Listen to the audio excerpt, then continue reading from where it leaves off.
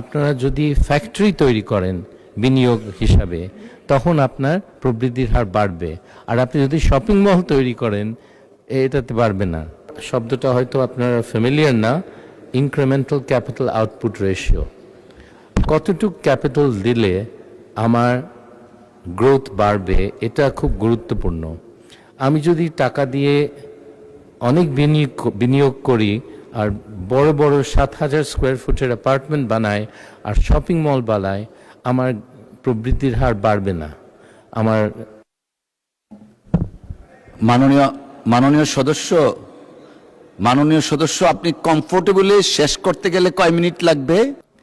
আচ্ছা, তাহলে আপনাকে আর 4 মিনিট দেওয়া হলো, দয়া করে 4 মিনিটের মধ্যে শেষ করুন। মিনিট দেন। হ্যাঁ জি, পরে আমি ইউটিউবে 4 মিনিটস ছাড়তে হবে আমাকে।